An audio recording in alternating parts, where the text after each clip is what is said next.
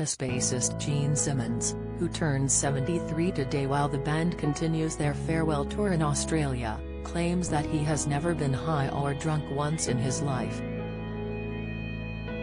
The rock star has avoided addictions out of respect and love for his mother and the horrors she experienced in Nazi concentration camps. Kiss has been a staple in the music scene since the 70s, with few other bands rivaling their runtime. With 49 years as a rock star, Simmons has had plenty of time, money and opportunity to embrace the vices so many others in the industry have succumbed to. However, Simmons, who is a founding member of the band, has never had more than a sip of alcohol in his life and avoids drugs entirely. In an interview with CNN in 2013, Simmons gave fans a detailed look at his private life, which included some insight on his lifelong sobriety. When questioned about how he had avoided the indulgence whilst living the rock legend lifestyle, Simmons stated, "For the record, I have never been high or drunk in my life." He admitted, "Yes, I know I look like one of those guys. Happen not to be. That's a personal life decision that I have, and I'll tell you why in all seriousness." The musician went on, "There is nothing that I would do, ever, to break my mother's heart. That's my biggest inspiration and she continues to inspire me every day." Simmons is open about his incredibly close and loving relationship with his mother, Flora Klein, having said, "I worship the ground she walks on." In a 2016 interview, he also revealed that on the odd occasion he has tried a sip of alcohol, he has never actually enjoyed the taste or even the smell. The only child went on to explain that he believed, "I had no right to harm my mother," painfully adding, "Life did that enough."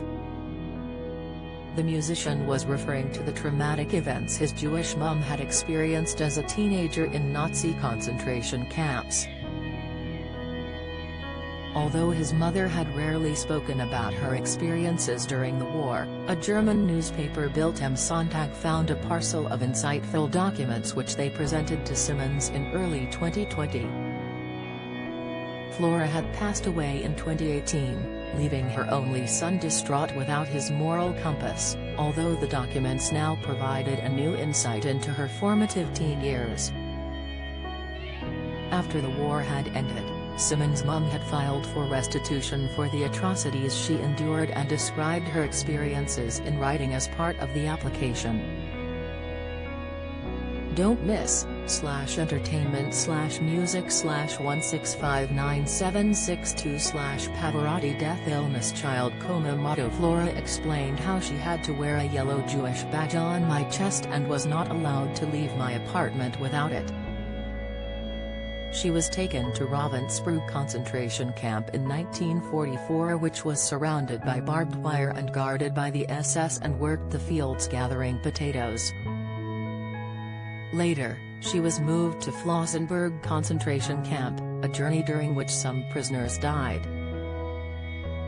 Lastly, in March 1945 she was moved again to Mauthausen concentration camp and recalled in her sworn statement that she lived in a tent in this camp which was surrounded by an electric barbed wire fence. Flora was the only member of her family to survive the war, with Simmons sharing in the CNN interview, "My entire family was killed off in the gas chambers of Nazi Germany." Simmons said his mother had told him the reason she survived was because she had learned how to cut hair as a 12-year-old and the SS commander's wife needed someone to do her hair. Once she had been liberated, Flora was taken to a nearby hospital and diagnosed with malnutrition. This evidently stuck with the young woman, as Simmons recalled, "She always gave me an apple or something else to eat when I visited her." After she had physically recovered, Flora returned to Hungary and married Jeciowicz in 1946, giving birth to Chaim Witz, now known as Gene Simmons, just 3 years later. Flora and Jechiel's marriage only lasted a few years, with financial troubles plaguing the family as they immigrated to Israel. Simmons recalled how the family largely survived on rationed bread and milk, and by age 7 he had begun to pick wild fruit and sell it on the roadside. Once his parents divorced, Flora immigrated with her only son to New York in 1958, where he would soon become a musical legend.